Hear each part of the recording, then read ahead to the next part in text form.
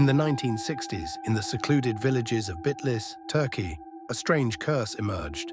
Some newborns were born with missing limbs, snake-like skin, or a single eye. The people were desperate. They believed they were victims of a curse.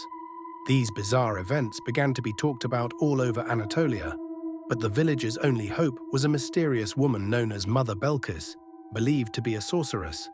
Today we'll dive into the chilling story of Mother Belkıs, from real events to folklore, uncovering all its eerie details. In the mid-1960s, strange births began to occur in a remote village in Bitlis. Almost every family in the village had a baby born with severe deformities or poor health. One eyewitness said, "In our village, some of the babies were born without hands or with their eyes completely shut. Such a thing had never happened before. We were all terrified." The people began to believe these events were caused by a supernatural curse. Seeking a solution, they turned to Mother Belkıs, a mysterious figure living in the village.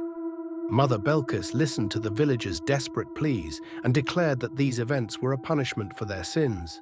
According to her, dark energy had accumulated in the village, and to find its source, she asked each family to bring one of their children to her. One villager's testimony, recorded in official gendarmerie reports, read, "One night they brought a newborn baby with no eyes to Mother Belkıs.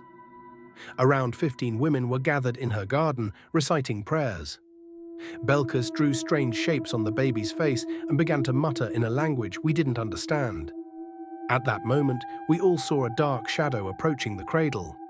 The shadow snatched the baby and disappeared quickly." This event reportedly happened several more times in the village. Each time a child disappeared and shadows were seen near Belkıs Ana's house. Could these events have really happened? Or were the villagers' beliefs and fears responsible for creating a myth? Science and sociology offer different explanations for stories like this. Birth anomalies, environmental factors in the region, such as chemicals in water sources or soil, could have caused these deformities. Consanguineous marriages and genetic disorders. During that period, cousin marriages were common in rural Turkey, reducing genetic diversity and increasing the likelihood of such birth anomalies. Instead of blaming themselves, the villagers may have projected their fears onto an external figure like Mother Belkıs. Incestuous abuse. An even darker possibility is that the deformities were a result of incestuous abuse within families. However, the shame and guilt associated with such a taboo could have led the community to create a scapegoat, externalizing their internal struggles. Mother Belkıs may have been a symbol for the suppressed traumas of the society, a figure used to absolve themselves.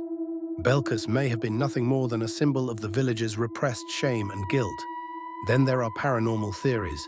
The black shadow reportedly seen by the villagers could be a supernatural phenomenon intertwined with their cultural beliefs. In Anatolia, beliefs in jinn, black magic, and spirits have been a recurring theme in folklore throughout history.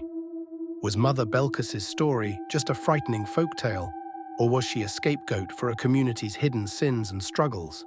Sociologists suggest that such figures serve as collective mechanisms for communities to escape guilt and responsibility. The birth anomalies and the children's fates may point not to individual failures, but to the social structure of the community itself. Was Bitlisli Belkıs truly a healer with supernatural powers? Or was she merely a victim of her community's guilt and tragedies? This story is not just about a single village, but an example of how societies suppress their own issues. If you're intrigued by sociological, scientific, and mysterious stories like this, don't forget to subscribe to our channel and follow us. See you in the next video.